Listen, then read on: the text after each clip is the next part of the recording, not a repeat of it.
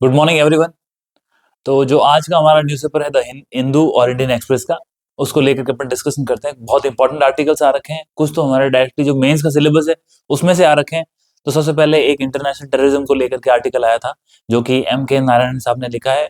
वो फॉर्मर हमारे वेस्ट बंगाल के गवर्नर भी रह चुके हैं, नेशनल सिक्योरिटी एडवाइजर भी रह चुके हैं। इसके अलावा वो इंटेलिजेंस ब्यूरो के डायरेक्टर भी थे। तो आप समझ सकते हैं अगर उन्होंने किसी चीज के बारे में लिखा है तो उनकी कितनी डेप्थ होगी, उसकी अंडरस्टैंडिंग कितनी अच्छी होगी। तो हमें उस परिदृश्य में आज का हम डिस्कशन स्टार्ट करते हैं। इसके साथ आर्टिफिशियल इंटेलिजेंस को लेकर के जो मीटिंग होने वाली फ्रांस के अंदर, उसके अंदर इंडिया को इनवाइट किया गया फ्रांस के, ताकि को चेयर मतलब कि यानी कि एक तो अध्यक्ष था किसकी, फ्रांस की, और फ्रांस कह रहा है कि आप इंडिया आओ और आप हमारे साथ इस जो हम आर्टिफिशियल इंटेलिजेंस के लिए सबमिट करने वाले हैं उसके साथ आप भी हमारे साथ मीटिंग का हिस्सा बनो एज ए को चेयरमैन। आप समझ सकते हैं। तो ये एक इंपॉर्टेंट डेवलपमेंट है आर्टिफिशियल इंटेलिजेंस को लेकर के। रिसेंटली जिस प्रकार से डीप सीक चर्चा में चला, जो कि एक ओपन सोर्स के तौर पे चाइना की तरफ से वहां पे एक प्राइवेट फर्म ने, एक प्राइवेट लड़के ने ये जो काम किया और बहुत ही सस्ती रेट पर, और उसने ये डीप सीक का जो एक मॉडल बनाया है, वो मॉडल अपने आप में जो यूनाइटेड स्टेट्स ऑफ अमेरिका है और यूरोपियन कंट्रीज है, वो जो काम कर रहे हैं उन सबको चैलेंज करता है। तो ये भी एक आर्टिकल आज का इंपॉर्टेंट है। तो इन चीजों को देखते हैं विदाउट वेस्टिंग एनी टाइम।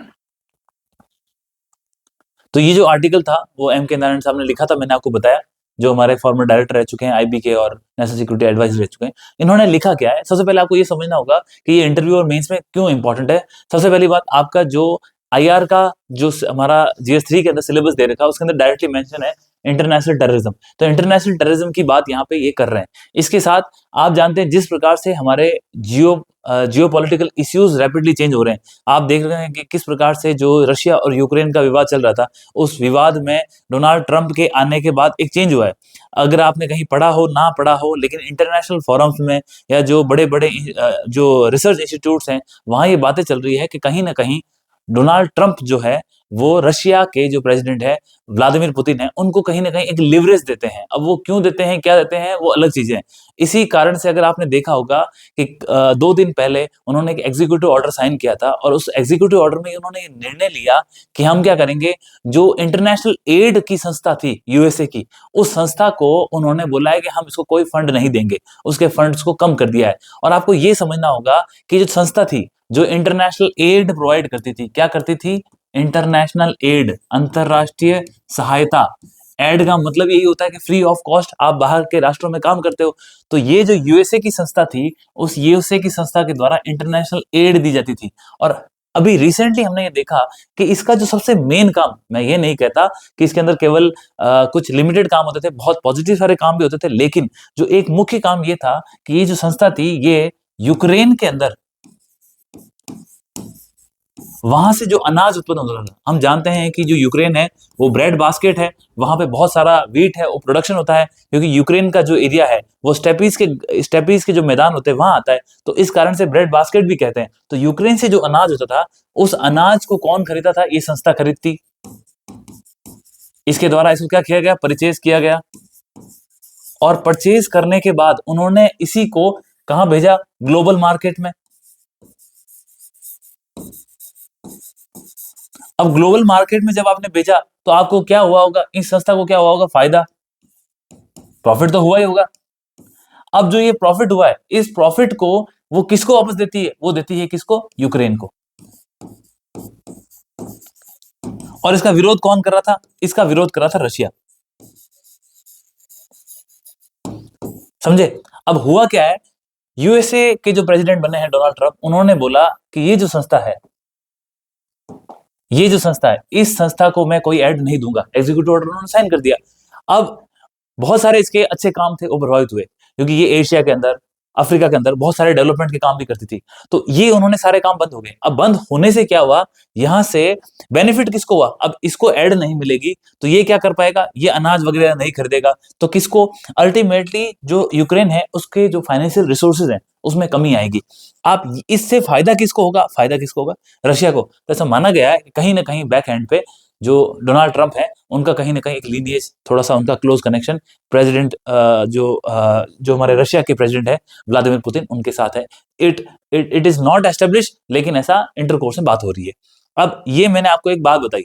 अब ये क्यों बताई, ये वॉर की सिचुएशन चल रही थी, इस वॉर के कारण भी हमने देखा कि इस वॉर के अंदर कई प्राइवेट मिलिशिया काम कर रहे हैं। अब प्राइवेट मिलिशिया में लोग कहां से आए? इस मिलिशिया में अलग अलग देशों से लोग आए, कुछ टेररिज्म संस्था, टेररिज्म ऑर्गेनाइजेशन है, वहां के लोग भी इनमें इन्वॉल्व है, जो अलग अलग जगह पे काम कर रहे हैं। क्योंकि रशिया और ईरान और टर्की, इन देशों के पास अपने कुछ ना कुछ टेररिस्ट ग्रुप्स हैं, जो कि फंडिंग से या इनडायरेक्टली इनको बेनिफिट होता है। तो ये जो ग्रुप्स जब इस प्रकार से काम करते हैं, तो ये वॉर वगैरह में इनका ऐसे हेल्प लिया जाता है। तो यहाँ इन्होंने यही मेंशन किया कि हमारे पास कुछ ग्लोबल सिचुएशन चल रही है। एक ग्लोबल सिचुएशन क्या चल रही है कि वॉर चल रहा है कहाँ पे? रशिया यूक्रेन में।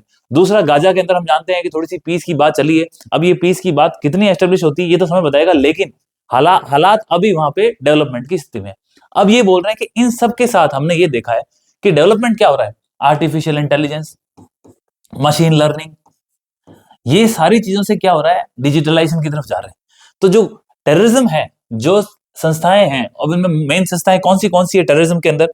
टेररिज्म के अंदर मेन संस्थाओं में एक आती है आपकी al Qaeda.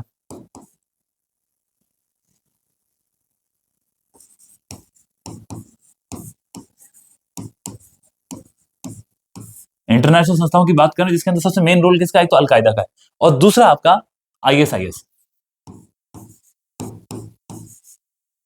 Islamic State in Iraq and Syria. तो ये जो दो संस्थाएं हैं, इन दोनों को मुख्य रूप से अभी वर्तमान में प्रेजेंटली जो एक्टिव संस्था है, इन दोनों का नाम आता है। अब हो क्या रहा है, जब से जो हमारा अफगानिस्तान है, अफगानिस्तान के अंदर पता है आपको डेमोक्रेटिक गवर्नमेंट थी, और वहां से कौन बाहर निकला? यूएसए। यूएसए के बाहर निकलने से क्या हुआ, वहां पर किसका रूल हो गया? वहां पर रूल हो गया तालिबान का। अब जैसे ही तालिबान वहां पे आता है वापस, वहां पे रिवाइव कौन होता है? वहां रिवाइव होता है अलकायदा। और अलकायदा वापस जाकर के तालिबान के अंदर अपने ट्रेनिंग ग्राउंड्स बनाता है, वहां पे जो रिक्रूट्स को लेने की प्रयास करता है। ये एक हो गया। दूसरा, Islamic State in Iraq and Syria. तो इसको भी क्या है, खुरासान वाले क्षेत्र के अंदर, जो खुरासान प्रांत है, वहां पर इसको भी फ्लरिश होने का मौका मिला है। अब दूसरा क्या हुआ है, आज यूएसए का ध्यान कहां पे है? आज यूएसए का, जो कि अलकायदा के खिलाफ कौन काम कर रहा था? यूएसए। आईएसआईएस के खिलाफ कौन काम कर रहा था? यूएसए। इसके साथ कौन था? यूरोपियन यूनियन, और यानी कि पश्चिमी देश, वेस्टर्न नेशंस। और इस टेररिज्म को दबाने में सपोर्ट कौन कर रहा था उनको?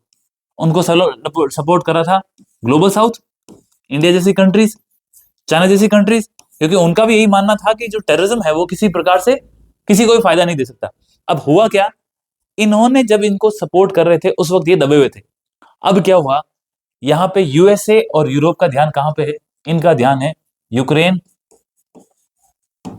और जो इजराइल के अंदर, गाजा के अंदर जो पैलेस्तीन के साथ विवाद चल रहा है उनके ऊपर। तो अब इनका ध्यान वहां से तो हट गया, और अब इनका शिफ्ट कहां पे हो गया है? शिफ्ट हो गया यहाँ पे। क्या इनको फंड देनी है, कौन से हथियार देने हैं, कौन से ऑपरेशन चलाने हैं। फिर इसके साथ इनका एक और ध्यान कहाँ है कि नाटो को कहाँ एक्सपांशन करना है, कितना करना है, कौन सी कंट्री को इन्वॉल्व करना है। हमने देखा किस प्रकार से नाटो के मेंबर्स हैं वो 32 हो गए। तो इनका फोकस सारा इधर शिफ्ट हो गया। अब जब फोकस आपका इधर शिफ्ट हो गया तो आप उनके ऊपर काम नहीं कर पा रहे। जब इनके ऊपर काम नहीं कर रहे तो ये क्या कर रहे हैं, इनको नए नए ग्राउंड्स मिल रहे हैं और इनका इन्फिल्ट्रेशन बढ़ रहा है, ये आगे बढ़ रहे हैं। अब इनके आगे बढ़ने से और असर क्या पड़ा, अब इन लोगों ने क्या किया, जब ये यहाँ फंसे हुए हैं तो हम क्या इस्तेमाल करते हैं? हम इस्तेमाल करते हैं किसका? टेक्नोलॉजी का। और टेक्नोलॉजी में कौन सी? आर्टिफिशियल इंटेलिजेंस, मशीन लर्निंग्स, ये सारी की सारी चीजों का इस्तेमाल ये करने लगे। मैंने केवल नाम लिखे हैं। मतलब जो टेररिज्म है वो कौन सी फॉर्म ले रहा है? वो फॉर्म ले रहा है डिजिटलाइज टेररिज्म की। ये टर्म आपको जब आपका इंटरव्यू हो तो आपको बात करते समय बोलना है। अगर आपका मेंस का एग्जाम है उसमें आपको ये मेंशन करनी है कि डिजिटलाइज टेररिज्म की बात चल रही है आज। और ऐसा कौन कह रहा है? ऐसा हमने देखा कौन कह रहा है, हमने ये बात करी। ऐसा एम.के. नारायण साहब ने जो एक होलिस्टिक अप्रोच निकाली है, इन्होंने एक जो ये बात कही है, उन्होंने अपने बिंदु बताए हैं, तो इसके आधार पर उन्होंने ये बात करी। तो इस कारण से ये चीजें निकल रही है, जिससे क्या हो रहा है, हमें इनका ये कहना है कि आज आपका ध्यान कहीं और भटक गया है, आप उस ध्यान को वापस लेके आओ। आपको ग्लोबल एफर्ट्स करने पड़ेंगे। जब आप ग्लोबल एफर्ट्स करोगे, यूएसए को, यूरोपियन यूनियन को, ग्लोबल साउथ को, वेस्टर्न कंट्रीज को, आप सबको वापस आकर के दोबारा से इन जो बड़ी बड़ी संस्थाएं हैं, कौन सी? Islamic State, Islamic State in Iraq and Syria and al Qaeda, इन संस्थाओं पे आपको वापस चेक लगाने की जरूरत है, इनके खिलाफ काम करने की जरूरत है। नहीं तो होगा क्या, अभी रिसेंटली क्या हुआ है, रिसेंटली कुछ इंसिडेंट्स हुए हैं, मैं आपको वो इंसिडेंट बताना चाहता हूँ। क्या हुआ, वो इंसिडेंट्स माइनर थे, और दूसरा वो इंसिडेंट्स कहाँ हुए, वो इंसिडेंट्स हुए यूएसए के अंदर, वो इंसिडेंट्स हुए फ्रांस के अंदर। तो इतनी बड़ी कंट्रीज के अंदर जब कोई टेररिज्म एक्ट होता है तो जनरली न्यूज में रहना चाहिए, परंतु यूएसए में होने के बाद भी उसको न्यूज में नहीं लाया गया, क्योंकि यूएसए की साख के ऊपर बटा लगने वाली बात होती है कि आपकी जो सिक्योरिटी एजेंसी है वो क्या कर रहे हैं। तो अब यह यूएसए के अंदर डोनाल्ड ट्रंप किसी एक होटल में रुके हुए थे। उस होटल के बाहर क्या हुआ, एक कोई ट्रक था, उस ट्रक के अंदर, उसके अंदर एक्सप्लोजिव था और उस ट्रक को ब्लास्ट किया गया। जिस होटल में वो रुके हुए थे वो सेफ रह गए, परंतु ये देखा गया कि जो उस ट्रक का ड्राइवर था वो एक फॉरेन मिलिट्री पर्सन था और उसके द्वारा ये ब्लास्ट किया गया। ये एक टेररिस्ट अटैक था, ये कोई लोकलाइज इंसिडेंट नहीं था, ये एक टेररिस्ट अटैक था। जो उनकी सिक्योरिटी एजेंसीज है उन्होंने ये बात मानी है, और इससे ये हमें दिख रहा है कि किस प्रकार से एक राष्ट्र के प्रेसिडेंट के ऊपर, उस टाइम ये प्रेसिडेंट नहीं बने थे, प्रेसिडेंट नॉमिनी थे जब ये अटैक हुआ, लेकिन किस प्रकार से अटैक हो रहा है। दूसरा आपने देखा होगा एक इंसिडेंट और हुआ था जिसके उसके ऊपर डोनाल्ड ट्रंप के ऊपर फायरिंग भी हुई थी। इसके अलावा जो वर्जीनिया के अंदर, वर्जीनिया इंपॉर्टेंट एक इंडस्ट्रियल एरिया भी है यूएसए के अंदर, और वर्जीनिया के अंदर भी एक ऐसा ही दोबारा सा इंसिडेंट था, लेकिन उसे यूएसए की सिक्योरिटी एजेंसीज के द्वारा दबा दिया गया, बचा दिया गया। उसका मेंशन भी इस आर्टिकल के अंदर था। और फ्रांस के अंदर भी ऐसे आपने देखे होंगे जिसके अंदर ट्रक के द्वारा 30 लोगों को, 40 लोगों को एक्सीडेंट करके, रन ओवर करके मारने का प्रयास किया गया। तो ये जो इंसिडेंट हमें स्पॉटिंग इंसिडेंट दिख रहे हैं, जो बिखरे हुए दिख रहे हैं, तो ये दिखाते हैं कि किस प्रकार से ये जो संस्थाएं हैं, किस प्रकार से ये जो संस्थाएं हैं वो दोबारा प्रयास कर रही है खुद को रिवाइव करने का। तो यहाँ पे हमें करने की क्या आवश्यकता है, इनका यही कहना है कि हमें यहाँ पर हमें ये समझना होगा हमें कैसे एफर्ट्स करने होंगे। हमें इन संस्थाओं को रोकने के लिए आज विश्व को इसको एक चेतावनी के रूप में लेना है कि एक वार्निंग है, और हमें एक तरह से इसको ये भी समझना है कि ये अर्ली डिटेक्शन है। ये जो मैंने इंसिडेंट दिखाए, ये इंसिडेंट ये दिखाते हैं कि अर्ली डिटेक्शन। मैंने इन कंट्रीज का मेंशन किया है, हालांकि भारत में अभी हमने देखा कि काफी अच्छी सिक्योरिटी एजेंसीज काम कर रही है, हमें कोई इंसिडेंट नहीं मिला है। हमारा जो जो टेररिज्म को लेकर के एक डिफेंस का हमने जो आर्किटेक्चर खड़ा किया वो काफी अच्छा चल रहा है, जिस कारण से ऐसे इंसिडेंट नहीं मिल रहे। लेकिन बांग्लादेश, पाकिस्तान, उसके बाद अफगानिस्तान, उसके बाद इवन वियतनाम, तो इन कंट्रीज के अंदर हमको फिर से टेररिज्म के एक्ट देखने को मिले हैं। तो ये सिलेबस का पार्ट है, ये इंटरव्यू में आपसे पूछा जाता है किस प्रकार से डायनामिक्स चेंज हो रही है। बाकी जो बेसिक फंडामेंटल्स है वो आपके थोड़े से क्लियर होने चाहिए, अदरवाइज हमको नया कोई और टॉपिक मिलेगा तो उसके बारे में बात करेंगे। जैसे हम जानते हैं कि किस प्रकार से अफगानिस्तान के अंदर टेररिज्म का राइज हुआ, या फिर किस प्रकार से अफगानिस्तान आज पाकिस्तान के लिए अफगानिस्तान से उभरा हुआ टेररिज्म एक उनके लिए खतरा बन गया है, क्योंकि पाकिस्तान ने एक टर्म कॉइन की थी कि भाई गुड तालिबान, बैड तालिबान, तो हमारे यहाँ पे तो ऐसी बातें चल रही है। तो वो चीजें जब हमको कभी मौका मिलेगा तो हम इसी सीरीज के अंदर उन चीजों को बात करेंगे। नेक्स्ट आर्टिकल की तरफ बढ़ते हैं। एक इंपॉर्टेंट आर्टिकल था, इसके बाद जो मेन आया है वो है हमारा वो एरोस्पेस को लेकर के है। आप जानते हैं हमारे सिलेबस के अंदर एक मेन इंपॉर्टेंट टॉपिक है, वो है आपकी इंडस्ट्रीज। और इसी इंडस्ट्री के अंदर एक इंपॉर्टेंट इंडस्ट्री आपकी डिफेंस आती है, डिफेंस मैन्युफैक्चरिंग कह सकते हैं। और इसके अलावा ना सिर्फ आपकी इंडस्ट्री इकोनॉमी वाले पोर्शन में है, बल्कि आप जानते हैं कि ये जो डिफेंस है ये टेक्नोलॉजी वाले पोर्शन में भी, साइंस एंड टेक के अंदर, टेक्नोलॉजी के डेवलपमेंट के अंदर भी इंडस्ट्री का, स्पेशली डिफेंस इंडस्ट्री का, डिफेंस टेक्नोलॉजी का मेंशन। लास्ट के अंदर हमारे जो साइंस का सिलेबस है उसके अंदर टेक्नोलॉजी के पोर्शन में 2 पॉइंट दे रखे हैं। एक पॉइंट दे रखा आपका डिफेंस टेक्नोलॉजी के बारे में, और दूसरा दे रखा आपका स्पेस के बारे में। तो जो डिफेंस की टेक्नोलॉजी है उसका भी हमें यहाँ पे कुछ वर्णन मिलता है, हमें ये समझना होगा। अब मुद्दा क्या है, सबसे पहली बात आपको ये समझना होगा कि आज हम एरोस्पेस के बारे में क्यों चर्चा कर रहे हैं। एरोस्पेस के बारे में चर्चा करने का मुख्य रीजन है कि जो यलंका है, यलंका कहाँ पे हमारा, कर्नाटका राज्य के अंदर, बैंगलोर के बगल में है, और यलंका इंडियन एयरफोर्स का एक बहुत बड़ा बेस है। तो यलंका एयर बेस के अंदर अभी 15वां एडिशन चल रहा है। किसका? 15th एडिशन, 15th एडिशन है। और किसका है? एरोस्पेस का। क्या होता है एरोस्पेस? एरोस्पेस के अंदर ना सिर्फ हम हमारे राष्ट्र की शक्ति को दिखाने का प्रयास करते हैं, बल्कि हम विश्व के दूसरे राष्ट्र जो उनको बुलाते हैं उनके पास कौन सी टेक्नोलॉजी है उसको दिखाने का प्रयास होता है। इससे क्या होता है, डिफेंस के लिए एक एटमॉस्फेयर खड़ा होता है। जो यहाँ बहुत अच्छी बातें लिखी थी कि ये इस बार जो उन्होंने ये जो थीम है इसके ऊपर इंडिया काफी ज्यादा जोर दे रहा है। जैसे आपको पता होगा G20 का जब हमारे यहाँ सबमिट हुआ था, तो G20 को लेकर किस प्रकार से हमने पब्लिक मीडिया डोमेन के अंदर बहुत सारी बातें आई थी कि भाई भारत एक विश्व के अंदर बहुत नए नए आयाम स्थापित करने का प्रयास कर रहा है। और आप जानते हैं G20 की बात एक कॉमन आदमी तक होने लगी थी। इसका मतलब क्या है, जब आप किसी चीज को डिसेंट्रलाइज करने का प्रयास करते हो, इंफॉर्मेशन का इस्तेमाल करते हो, इसका मतलब कहीं ना कहीं उसकी इंपॉर्टेंस है।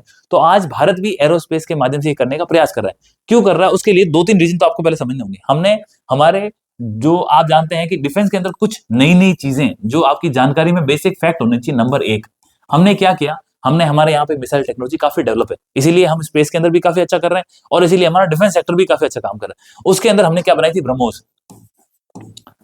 ब्रह्मोस भारत ने अकेले नहीं बनाई थी। ब्रह्मोस के लिए हमने ब्रह्मोस में भारत और रशिया दोनों का साथ में कोलैबोरेशन था। ठीक है, क्योंकि ये ब्रह्मपुत्र नदी और मॉस्कोवा रिवर, इन दोनों के नाम से हमने ये बनाया। ये बेसिक फैक्ट आई होप कि आपको मालूम होगा। तो ये भारत और रशिया का एक जॉइंट वेंचर था, हमने डेवलप किया। धीरे धीरे हमने इसके अंदर काफी अच्छा योगदान किया। 75% के आसपास तो हमारा इसमें डोमेस्टिक कंटेंट है और हमने ये टेक्नोलॉजी भी रशिया से, हमारी जो बात हुई थी, इनिशियल एग्रीमेंट होता, ले ली। अब जो ये ब्रह्मोस की जो हमारी डील थी, उसके बाद ब्रह्मोस भारत ने प्रोड्यूस की, हमारे यहाँ पे काफी अच्छा प्रोडक्शन होने लगा। तो आज हम इस ब्रह्मोस को एक्सपोर्ट करते हैं। और हम एक्सपोर्ट किसको करते हैं, हम इसको एक्सपोर्ट करते हैं, हमने रिसेंटली किसको किया था, हमने फिलीपींस को किया था।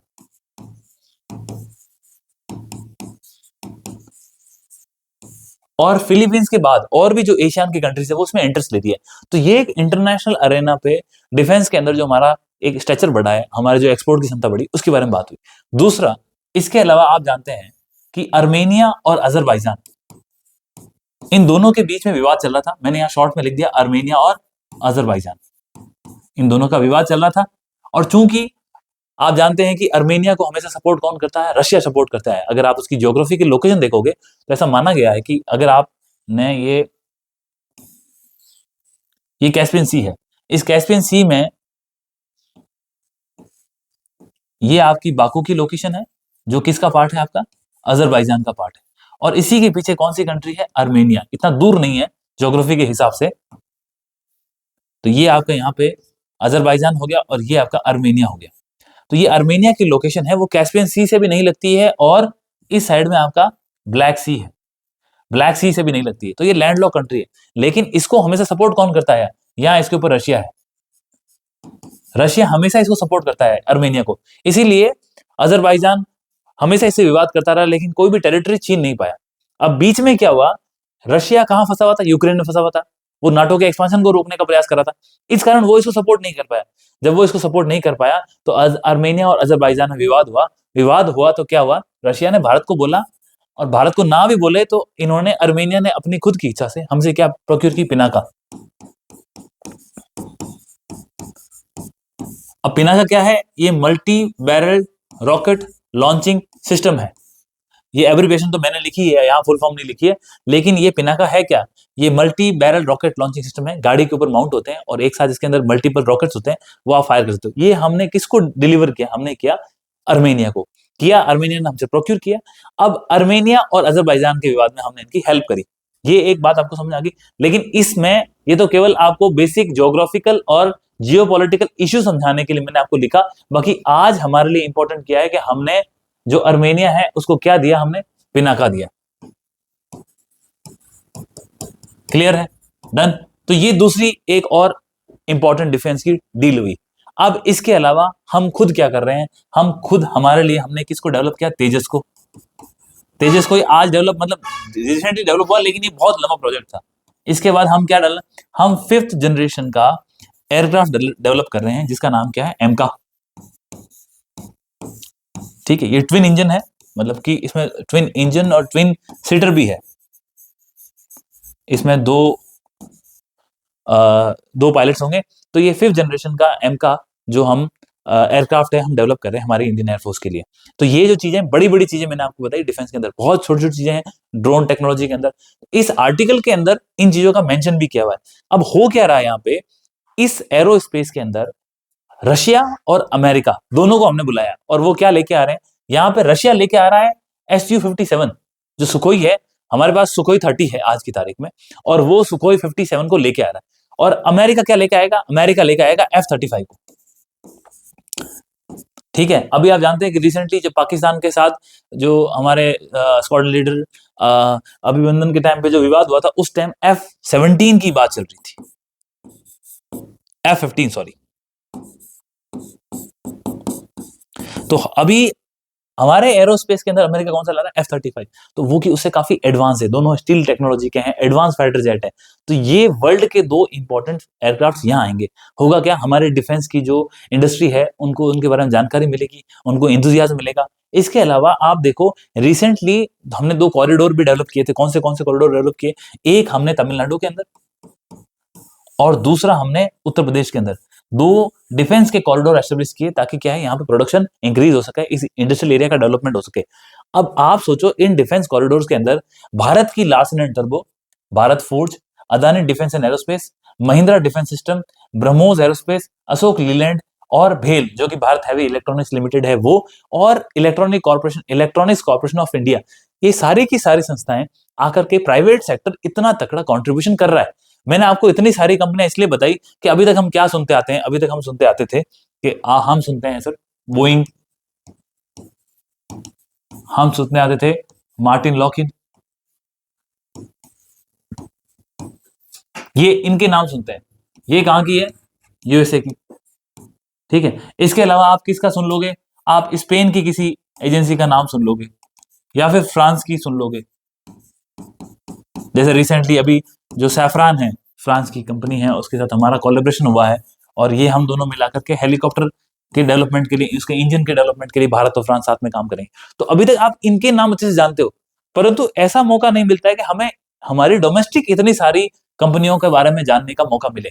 तो ये जो कंपनियां यहाँ पे मेंशन करी, इसका मतलब क्या है, आप दिखा सकते हो कि किस प्रकार भारत के अंदर एक डिफेंस का, मैन्युफैक्चरिंग का एक इकोसिस्टम डेवलप हो रहा है। और उसी का एक पार्ट है एरोस्पेस के अंदर हम हमारी खुद की प्रेजेंस दिखा रहे हैं, हमारी कैपेसिटी दिखा रहे हैं। हमारे जितने अगर बाहर से कोई 30% लोग आएंगे तो ऑलमोस्ट 70% जो रिप्रेजेंटेटिव है वो हमारे होंगे, जो ओरिजिनल इक्विपमेंट मैन्युफैक्चरर्स होते हैं। बहुत इंपॉर्टेंट चीज होती है कि कोई भी आपने खुद से टेक्नोलॉजी डेवलप की है, कोई पार्ट है वो आप मैन्युफैक्चरिंग कर रहे हो। तो भारत के अंदर भी ये पोटेंशियल दिख रहा है। इसके साथ पब्लिक सेक्टर, प्राइवेट सेक्टर दोनों यहाँ पे कोलैबोरेशन करते हुए दिखेंगे। तो ये चीजें दिखाई है। तो मैंने आपको इन दोनों एयरक्राफ्ट के बारे में दिखा दिया और इसी के साथ यहाँ पे इन्होंने मेंशन किया एमका के बारे में, जिसका मैंने कहा था कि ये हमारा इंडियन एयरफोर्स के लिए 5th जनरेशन का एयरक्राफ्ट है। कौन सा है, एडवांस मीडियम कम्बैट एयरक्राफ्ट। तो ये डेवलप कर रहे हैं।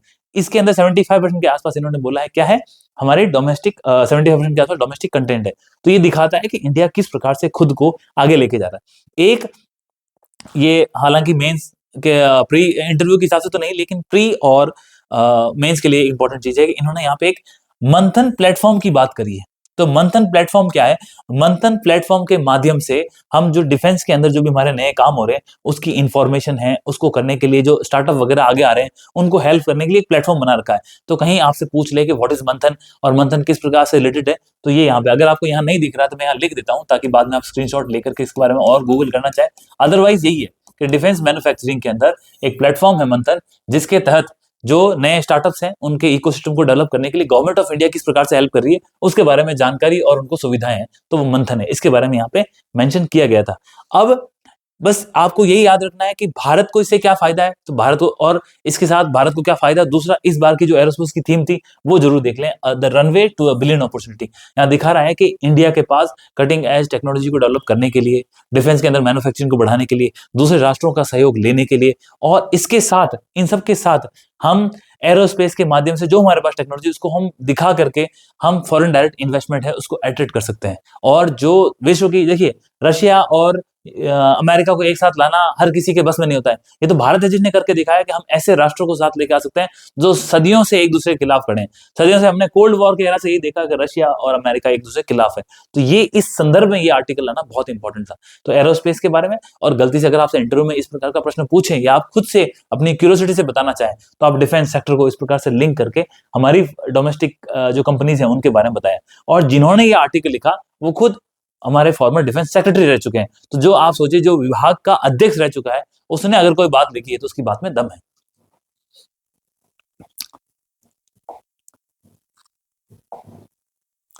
फिर है आर्टिफिशियल इंटेलिजेंस के बारे में। एआई को लेकर के क्या हुआ, रिसेंटली एआई की सबमिट होने वाली है। एआई की सबमिट कहां होने वाली है, तो फ्रांस में होने वाली है। कहां होगी सबमिट, फ्रांस में। कौन सी सबमिट है एआई को लेकर के और कौन सी नाम क्या है उसका देखेंगे, तीसरी सबमिट है। अगर आप सबने अगर नाम सुना हो तो हमने एक समिट की पहले बात की थी, वो था ब्लैचली ब्लैचली डिक्लेरेशन।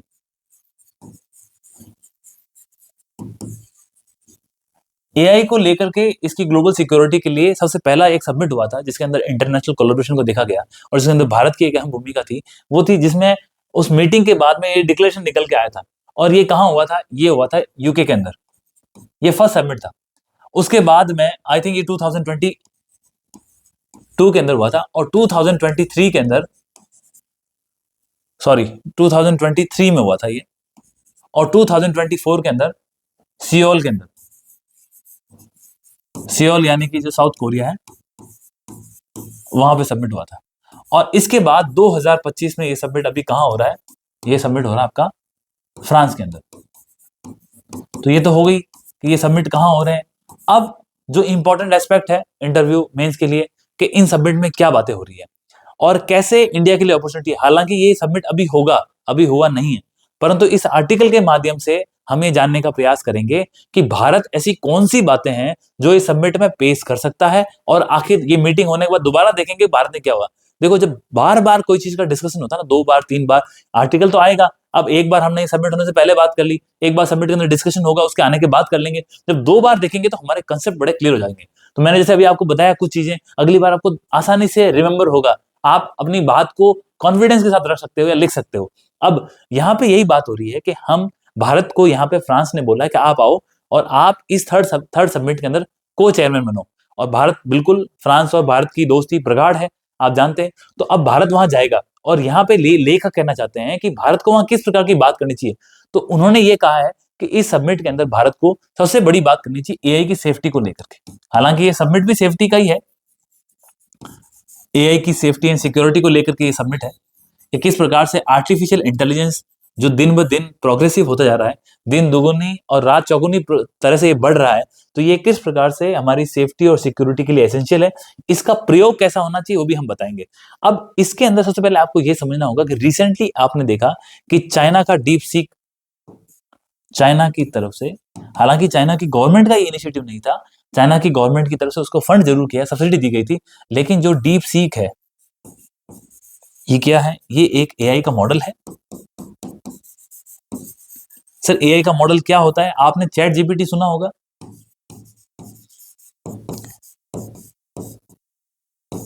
चैट जीपीटी सुना, ये भी एक एआई का मॉडल है। और ये कौन लेके आया था? ये ओपन एआई ले गए। ओपन एआई कौन है? ओपन एआई एक प्राइवेट संस्था है, किसकी? यूएसए की, जो ये लेके आई थी।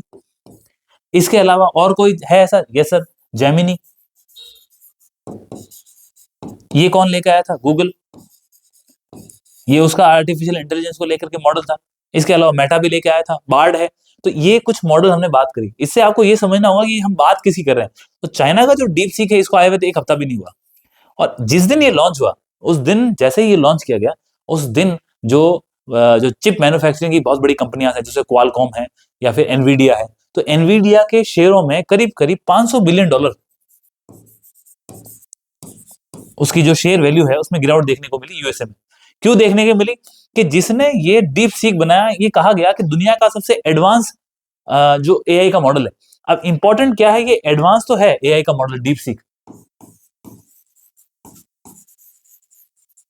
परंतु ये जो मॉडल बनाया उन्होंने क्या किया, इसको पब्लिक डोमेन में डाल दिया,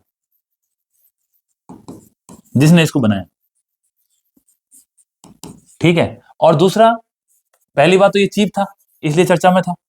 दूसरा, इसको पब्लिक डोमेन में डाल दिया। तीसरा, आपको एआई का मॉडल बनाने के लिए आपको लेटेस्ट टेक्नोलॉजी चाहिए होती है। उसके प्रोसेस के लिए आपको नए जो एकदम लेटेस्ट जो चिप्स होती है वो चाहिए होती है। लेकिन जो डीप सीक बनाया, उसके अंदर जो जीपीयूज इस्तेमाल किए गए थे, वो जीपीयूज क्या थे? सेकंड जनरेशन के थे। सेकंड जनरेशन यानी कि मेरा कहने का मतलब है जो वर्तमान में चल रहा है उससे पहले वाली जनरेशन थी उसके थे। और उन चिप्स का इस्तेमाल करते हुए और एक कम लागत पर, और उसको बनाने के बाद उसने पब्लिक डोमेन में डाल दिया। और उन्होंने ये दिखाया कि हम किसको चैलेंज कर रहे हैं। हम चैलेंज कर रहे हैं सुप्रीमेसी को। और किसकी सुप्रीमेसी चैलेंज की उन्होंने? सुप्रीमेसी चैलेंज की उन्होंने ओपन एआई की, सुप्रीमेसी चैलेंज की उसने एनवीडिया की,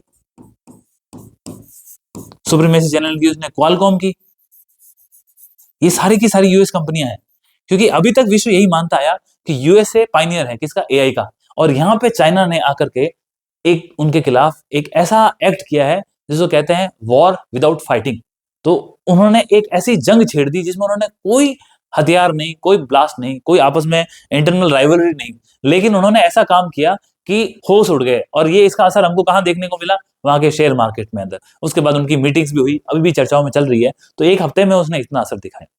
दूसरा सबसे बड़ी बात, जब इसने पब्लिक डोमेन में डाला, इसका मतलब ये क्या कर रहे हैं, ये आर्टिफिशियल इंटेलिजेंस को डेमोक्रेटिक, लोकतांत्रिक तरीके से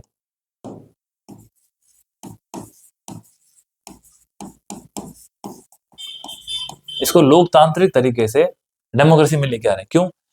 जब आप कभी भी आप चैट जीपीटी का आप अगर इस्तेमाल करना चाहोगे या एनवीडिया से कोई चीज खरीदोगे, तो इनकी जो कॉस्ट है, उसकी कॉस्ट का तो ये मतलब कि 1000 पार्ट भी नहीं है। और दूसरा, पब्लिक डोमेन में डाल के उन्होंने बोला ये ओपन सोर्स है, जिसको जो जानना है, जो सीखना, वो इसका इस्तेमाल कर सकता है। तो ये दिखाता है कि इनकी जो हेजिमनी क्रिएट कर रखी थी, इस हेजिमनी को इन्होंने परफेक्टली चैलेंज किया है। और मतलब कुछ जो राइटर्स हैं जिन्होंने अच्छी बातें लिखी है, मैगजीन्स में बात पढ़ी थी, पेपर में नहीं, उन्होंने ये मेंशन किया कि ये 1957 के अंदर किसी को जानकारी है तो स्पुतनिक एक सैटेलाइट था, किसके द्वारा छोड़ा गया, रशिया के द्वारा। हम पढ़ते हैं, हम साइंस एंड टेक्नोलॉजी जब पढ़ते हैं या सैटेलाइट डेवलपमेंट की स्टोरी पढ़ते हैं, हम पढ़ते हैं कि ये स्पुतनिक जो 1957 के आसपास रशिया ने छोड़ा, ईयर्स में भी आई एम रॉन्ग, लेकिन 57 के आसपास स्पुतनिक था, वो सैटेलाइट था, रशिया ने छोड़ा। इस सैटेलाइट ने क्या किया था, स्पुतनिक सैटेलाइट जब लॉन्च किया गया था, इस सैटेलाइट ने दुनिया के अंदर एक जंग छेड़ दी। कौन सी जंग छेड़ दी? स्पेस को लेकर के, स्पेस में डेवलपमेंट को लेकर के, जिसके अंदर जो कोल्ड वॉर चल रहा था उस दौर में, तो रशिया और अमेरिका, ये दोनों एक दूसरे, यूएसएसआर जो अर्शवाइल यूएसएसआर था, इन दोनों के बीच में ना एक जंग छिड़ गई। और इसने क्या किया, इस स्पेस की जंग ने, आज आप देखो स्पेस की जंग के कारण हमारा जो इसरो है, या जो यूरोप की सेंट्रल एजेंसीज हैं, जाक्सा है जापान की, इन सब चाइना की एजेंसियां हैं, कितना अच्छा काम कर रही है। तो ये, अब जो राइटर था उसने बोला कि ये जो मूवमेंट है ना, जो डीप सीक को लॉन्च किया है चाइना ने, ये कौन सा मिशन, ये एक तरह से स्पुतनिक मूवमेंट है। और ये स्पुतनिक मूवमेंट किसका है? ये आर्टिफिशियल इंटेलिजेंस का है।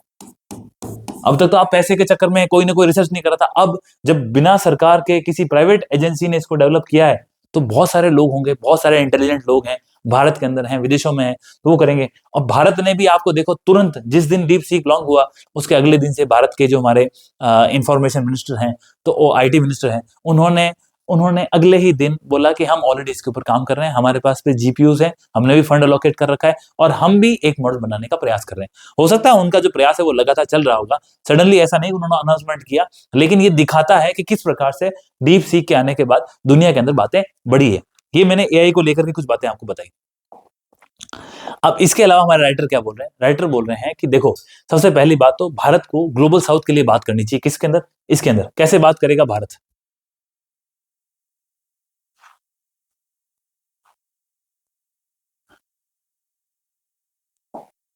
कैसे बात करेगा भारत? तो उनका ये कहना, देखो, भारत को क्या करना चाहिए, आप तो ग्लोबल साउथ को रिप्रेजेंट करते हो, आप वहां जाओ और बोलो कि आप एआई सेफ्टी के लिए बातें कर रहे हो। इस एआई सेफ्टी का हमारा क्या फायदा? सबसे पहले बात तो ये बोल रहा है कि इस एआई सेफ्टी के लिए भारत को बोलना चाहिए कि अगर एआई के क्षेत्र में कोई भी डेवलपमेंट होता है, तो उसको आप डेमोक्रेटिक तरीके से सबको एसेस दो, उसके रिसोर्सेज को बांटो। फिर दूसरी बात भारत बोलता है, आप क्या करो, जो आपने ये एआई के लिए कोई भी आप बना रहे हो, इन सारी चीजों के अंदर आप डिसाइड करो कि एआई के किस क्षेत्र के अंदर काम होगा।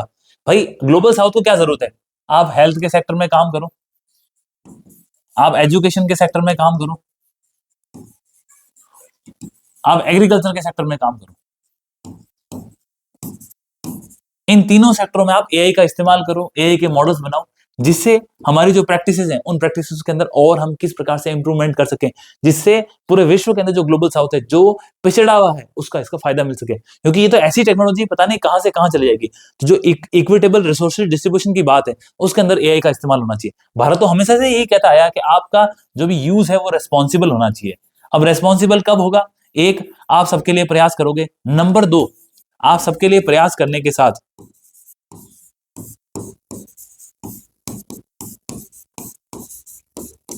सबके लिए प्रयास करने के साथ ही साथ आपको क्या करना है, आपको एक इसके कुछ ना कुछ रूल्स होने चाहिए, रेगुलेशंस होने चाहिए, कुछ प्रिंसिपल्स होने चाहिए, उनको आप डेवलप करो। हम क्यों मिल रहे हैं? हम यूके के अंदर मिले, हम साउथ कोरिया में मिले, और अब हम कहाँ मिल रहे हैं? फ्रांस में मिल रहे हैं। हमारा मुख्य उद्देश्य यही है कि हम इन बातों में हम कोई रूल्स बनाए, रेगुलेशन बनाए, क्योंकि जिस तरह से ये तो आज हम जैसे पिछला एक आर्टिकल पढ़ा था, हमने कहा था कि टेररिज्म है वो भी जो नई टेक्नोलॉजीज है उनको इस्तेमाल कर रहा है, और ये सच्चाई है, आप माने चाहे ना माने, क्योंकि जो चीज आती है उसकी नेगेटिविटी सबसे पहले पहुंचती है, पॉजिटिविटी बाद में आती है। तो ये नेगेटिविटी उनके पास पहुंचे उससे पहले हमें कुछ रूल बेस्ड ऑर्डर होना चाहिए।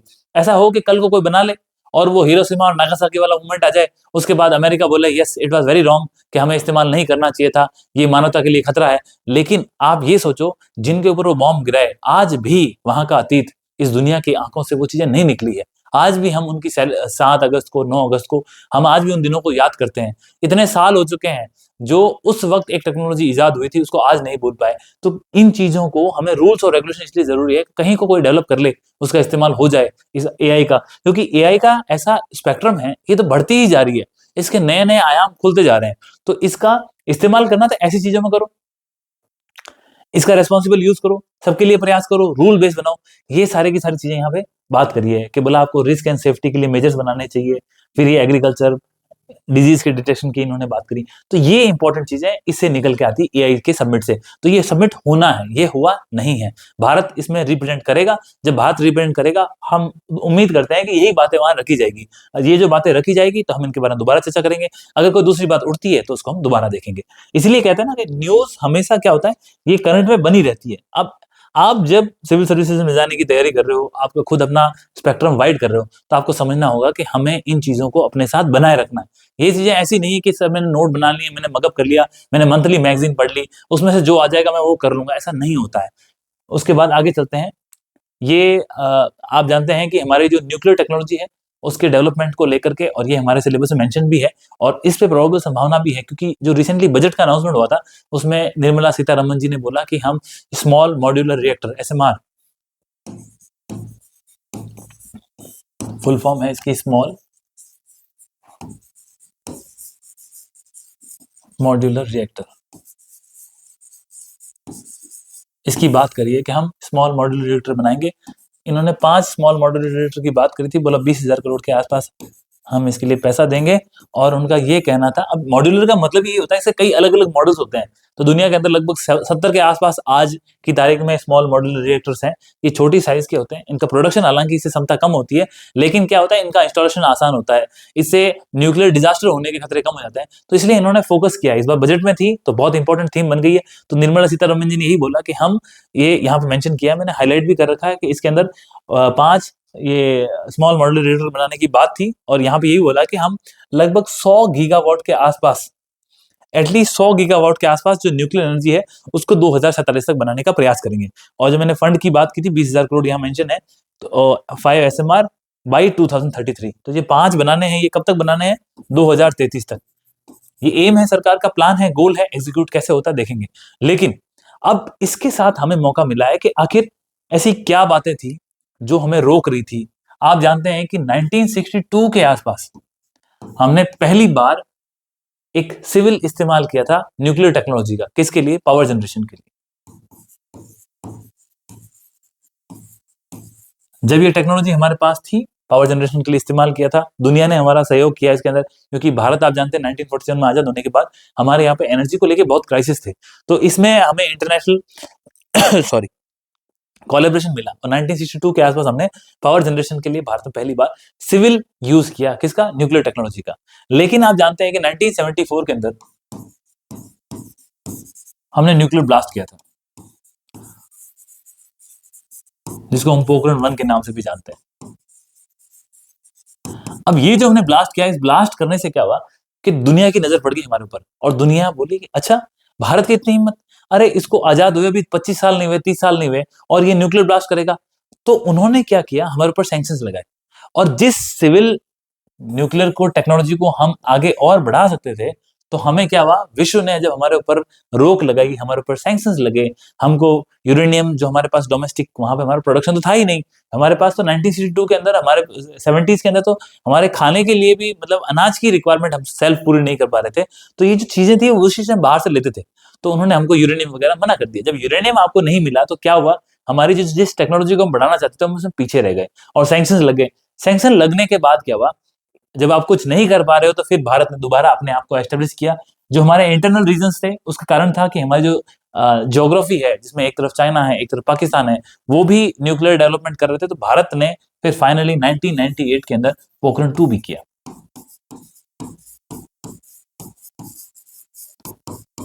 ये चीजें पता है, लेकिन इसके दोनों के बीच में पोखरण 1 और पोखरण 2 के बीच में एक बहुत इंपॉर्टेंट इवेंट हो गया और वो था 1984। क्या था सर इसमें, ऐसा क्या था इसमें? इंदिरा गांधी की डेथ हुई थी, वो सब जानते हैं। उसके अलावा 1984 के अंदर भोपाल के अंदर यूनियन कार्बाइड की जो फैक्ट्री थी, उस यूनियन कार्बाइड की फैक्ट्री के अंदर गैस लीक हो गई थी और उस गैस लीक होने के कारण हजारों लोगों की डेथ हुई। इंपॉर्टेंट ये है कि हजारों लोगों की डेथ होने के बाद भी किसी को रिस्पॉन्सिबल नहीं बनाया गया कि इसमें जिम्मेदार कौन था। अब जिस कारण से जो यूनियन कार्बाइड कंपनी थी, बाहर की थी, विदेशी कंपनी थी, यूरोप कंपनी थी, इस कंपनी के ऊपर हम स्ट्रिक्ट एक्शन नहीं ले पाए। क्यों? क्योंकि रेस्पॉन्सिबल ही नहीं थी वो और एक्चुअली उनका फॉल्ट था। लेकिन इस कारण से हमें ये एहसास हुआ कि नहीं, जब इस प्रकार के इंसिडेंट होने के कारण हमको क्या लाना पड़ेगा, हमें लाइबिलिटी, किसी की जिम्मेदारी तो ठहरानी पड़ेगी। और इसलिए हम लेके आए सिविल लाइबिलिटी, किस चीज के लिए? न्यूक्लियर यूज के लिए। ये एक्ट हमने पारित कर दिया, पारित हमने बाद में किया, लेकिन यहां हमको ये एहसास हो गया कि हमको किसी न किसी की लाइबिलिटी तो बिठानी पड़ेगी। कोई प्लांट फिक्स करके जा रहा है, हो सकता है उसने पुअर क्वालिटी का कर दिया हो, उसका असर 15 साल बाद में देखने को मिले। जो ऑपरेट कर रहा हो तो बोलेगा सर ये तो बाहर से आई थी कंपनी, उसने लगाया, हमें तो इसके बारे में जानकारी नहीं थी, हम तो सही ऑपरेट कर रहे थे, लेकिन जो इंस्टॉल करके गया उसकी गलती थी। तो इससे पहले भारत में ऐसा कोई प्रोविजन था नहीं कि भाई आप किसी को इस प्रकार का जिम्मेदार बना दो। तो ये 1984 के इंसिडेंट के बाद जब सरकार लोगों की आकांक्षाओं के अनुरूप चलती है, तो सरकार ने देखा भाई लोग तो विरोध कर रहे हैं, तो उन्होंने फिर क्या किया, बोला हम इस प्रकार से जो कंपनी रेस्पॉन्सिबिलिटी नहीं लेगी हम उनके साथ काम नहीं करेंगे। तो ये हो गया। फिर 1998 के अंदर फिर ये हमने पोखरण कर लिया, दुनिया वैसे फिर से नाराज हो गई। आखिर में जाके साल 2008 के अंदर, जिस टाइम मनमोहन सिंह हमारे प्राइम मिनिस्टर थे, उस टाइम यूएसए के साथ हमने सिविल न्यूक्लियर डील साइन की और इस डील को साइन करने के बाद हमने यूएसए को कन्विंस किया कि आप हमें एनर्जी दिलवाओ, आप हमें टेक्नोलॉजी का ट्रांसफर कराओ, हमारे यहाँ पे डेवलपमेंट कराओ, उसके बाद क्या होगा हम इसका सिविल यूज करेंगे, हम कोई टेस्ट नहीं करेंगे। और हमारी इच्छा भी नहीं थी। तो इस कारण से जब 2008 के बाद माहौल बना दोबारा, और उस वक्त करीब करीब 30 मेमोरेंडम ऑफ अंडरस्टैंडिंग साइन किए गए। भाई जैसे आज हमारे यहाँ पे नहीं होते हैं, आप देखो इन्वेस्ट राजस्थान सबमिट हुआ, इन्वेस्ट राजस्थान सबमिट में क्या हुआ, उन्होंने बोला कि भाई हमने इतने मेमोरेंडम ऑफ अंडरस्टैंडिंग साइन किए हैं, लोगों ने इच्छाएं बताई है, इसके ऊपर काम होगा, हम उसको ट्रैक करेंगे, तो ये सारी बातें होती है। तो इस पीरियड के बाद 30 मेमोरेंडम ऑफ अंडरस्टैंडिंग साइन हुए। और ये क्यों हुए कि हाँ भाई यहाँ ये कंपनी डेवलप करेगी, यहाँ ये डेवलप करेगी, यहाँ ऐसा कोलैबोरेशन होगा। तो बहुत सारी जगह भारत के अंदर इस वक्त हमने प्लान किया कि हम डेवलप करेंगे, लेकिन हुआ क्या, जापान के अंदर फुकुशिमा न्यूक्लियर डिजास्टर हो गया। आप जानते हैं, ये तो आई होप जितने लोग तैयारी कर रहे हैं उनकी जानकारी में जरूर होगा। और ये 2013 के आसपास की बात है, 12 या 13 के आसपास जब ये इंसिडेंट हुआ था। इससे क्या हुआ, ये जितने मेमोरेंडम ऑफ अंडरस्टैंडिंग हमने साइन किए थे ना, ये मेमोरेंडम ऑफ अंडरस्टैंडिंग के इसके ऊपर काम नहीं हो रखा। और आप जानते हैं कि भोपाल जो गैस त्रासदी थी, उससे हमने सबक सीख रखा था कि जिम्मेदारी तो किसी न किसी की बनानी है। तो इसके बाद 2011 या 12 के आसपास, उस वक्त हमारी जो प्रेजेंट गवर्नमेंट है, हमारी प्रेजेंट गवर्नमेंट कौन सी है, आई थिंक ये 12-13 की बात है, यस 12 या 13 के आसपास जो हमारी प्रेजेंट गवर्नमेंट है एनडीए की, उस वक्त वो ऑपोजिशन में थी और उन्होंने विरोध किया कि नहीं, बोला अगर फुकुशिमा जैसा हादसा भारत में हो गया तो ये तो बहुत गलत बात है। तो इन्होंने विरोध किया कि आप बिल लाओ और उस बिल के अंदर सिविल लायबिलिटी तय करो।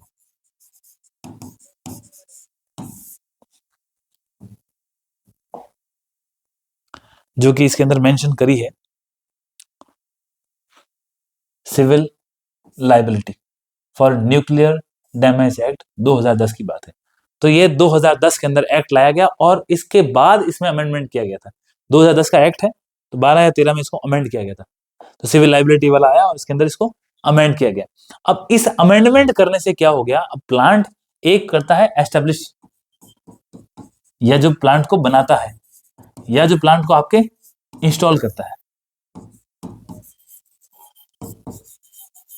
फिर दूसरा होता है उस प्लांट को चलाने वाला,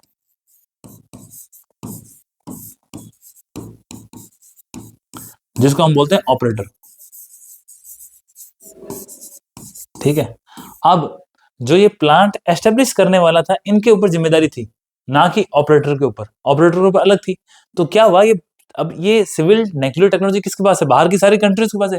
जैसे उसमें कौन था? यूएसए, फ्रांस और बाकी यूरोप के देश, रशिया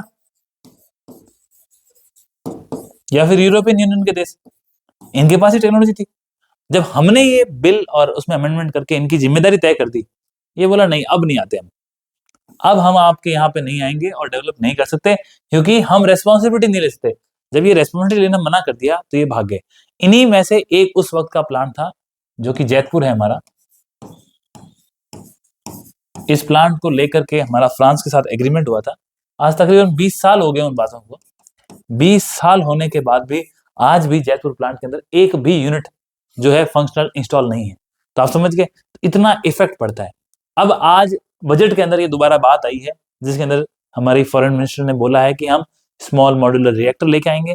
लेकिन स्मॉल मॉड्यूलर रिएक्टर लेने के साथ ही साथ वही सरकार जिसने 2012-13 के अंदर इस बात का विरोध किया था, आज उसने अपना स्टैंड बदला है और वो कहती है कि ये जो हमारा सिविल लाइबिलिटी का लॉ था, जो कि civil liability for nuclear damage act की बात करी है, उसके अंदर जो हमने जिम्मेदारी इन कंपनीज के ऊपर लगाई थी, उसमें हम चेंज करेंगे, बदलाव। क्या चेंज होगा नहीं होगा आने वाले समय मालूम चलेगा, लेकिन कंटेक्स्ट आपको मालूम चल गया। अब यहाँ पे 2 प्लांट का मेंशन है। एक मैंने आपको ऑलरेडी बता दिया, जो कि जैतपुर वाला प्लांट था फ्रांस के साथ, और उसी समय एक और एग्रीमेंट हुआ था 2012 के अंदर, और वो था 6 यूनिट के लिए 1000 मेगावाट का। वो कोवादा का कहीं लिखा था, कोवादा प्लांट, और ये आंध्र प्रदेश में है, जो कि यूएसए की सहायता से हम कर रहे थे। तो वो अभी ऐसे कैसे हेल्ड अप है। तो अब इस पे चर्चाएं चल रही है। अब क्या होगा कि मोदी जी जाने वाले हैं, दोनों राष्ट्रों में उनकी यात्रा है, पेरिस भी जाएंगे और वो वॉशिंगटन भी जाएंगे। तो अमेरिका और फ्रांस में जाकर के हो सकता है कि वो वहां की कंपनीज को दोबारा परसू करे कि आप भारत में आओ, क्योंकि न्यूक्लियर एनर्जी, आप जानते हैं कि भारत की जो आकांक्षाएं है ना, जो हमारी एनर्जी को लेके, क्लीन एनर्जी को लेके बातें, वो सारी की सारी सोलर से, विंड से पूरी होने वाली है नहीं। हमको कहीं ना कहीं न्यूक्लियर एनर्जी चाहिए। और वर्तमान में अगर आप जानते हैं, हमारी जो प्रोडक्शन जो हो रहा है, लगभग 6500 मेगावाट जो इलेक्ट्रिसिटी है, केवल उतनी ही हमारे पास कहां से आ रही है? वो हमारे पास न्यूक्लियर एनर्जी से आ रही है। तो इसलिए ये चीजें देख के हमें ये लगता है कि इस बात में दम है और कहीं ना कहीं हमें इसमें आगे बढ़ना चाहिए। लेकिन एज ए सिविल सर्वेंट आपके इंटरव्यू में यदि बात उठती है तो आपको ये जरूर कहना है कि सर, हमें आज के टाइम में जो हमारा सिलेबस होता है उसमें न्यूक्लियर एजुकेशन की भी जरूरत है, कि भाई इसके नुकसान क्या है, हमारी जरूरतें क्या है, इसके डैमेज अगर होने की संभावनाएं कितनी है। जब आप लोगों में इसके बारे में जानकारी नहीं देंगे तो कभी भी फुकुशिमा जैसे जो हादसे हुए हैं, लोग उसके लिए कभी एग्री नहीं होंगे। और आप जानते हैं हमारी बुक्स के अंदर इस प्रकार का कोई सिलेबस में पोर्शन मेंशन नहीं है। जब आप इस प्रकार की जानकारी लोगों को दोगे तो उसके बाद हमें कहीं ना कहीं लगता है कि ये जो हमारा इंडिया का प्लान है, जो हम चाहते हैं कि हम न्यूक्लियर एनर्जी के अंदर आगे बढ़े, तो वो सक्सेस हो सकता है। और ये जो आर्टिकल आपका इसमें लिखा था, हालांकि इसमें बहुत सारी चीजें हैं, वो मैंने एड ऑन कर दी, जो न्यूक्लियर पॉलिसी की बात थी या कहीं से आर्टिकल मिले वो। बाकी इस आर्टिकल के अंदर ये जो यात्रा है मोदी जी की, और ये 2 प्लांट हैं जो हेल्ड अप है, और एसएमआर जो हमारे फॉरेन फाइनेंस मिनिस्टर ने जो बजट के अंदर घोषणा की, उनके बारे में चर्चाएं की थी। और ये जो आर्टिकल थे वो सुहासनी हैदर के द्वारा लिखे गए थे, वो एक्सपर्ट हैं इसके, द हिंदू के अंदर, उन्होंने ये किया था। इसके बाद लास्ट बस एक ये हमने दिखाया है, F-35 की फोटो के लिए दिखाया। एरोस्पेस के बारे में मैंने आपसे बात कर ली थी, यलंका के अंदर होने वाला है। तो ये F-35 यूएसए का 5th जनरेशन का फाइटर एयरक्राफ्ट है, जो कि आपके एरो इंडिया के अंदर, भारत के अंदर शामिल होगा। और Su-57 की बात करी थी हमने, वो रशिया का है, वो शामिल होगा। और 5th जनरेशन का हम जो बना रहे हैं वो हमने एमका की बात करी थी। तो ये जो चीजें थी, आई थिंक हमने यहाँ के आज के सारे आर्टिकल डिस्कस कर लिए। कल एक क्वेश्चन दिया था आपको, जो कि मैंने फ्री बीज और वेलफेयर स्टेट के बारे में था, और मेरे पास कुछ लोगों के उसके आए हैं। बाकी जिन लोगों ने नहीं लिखा वो भी प्लीज लिख के भेजें, because at one day you have to start your preparation. आज नहीं करोगे तो कब करोगे? Somebody else is doing it, तो you should also do it. तो आप वो क्वेश्चंस लिखें, हिंदी इंग्लिश जो आपकी लैंग्वेज है, जो हमारे कंसल्ट फैकल्टी मेंबर्स होंगे वो उसको चेक कर देंगे और आपको फीडबैक दे दिया जाएगा। तो एक जब आप लिखोगे हमारे पास आएगा, एक कनेक्टिविटी, हम आपस में जुड़ेंगे, जब जुड़ेंगे तभी आगे बढ़ पाएंगे, तो ये इंपॉर्टेंट है। अब दूसरा, आज के लिए मैं आपको एक क्वेश्चन दे रहा हूँ, इंपॉर्टेंट क्वेश्चन है।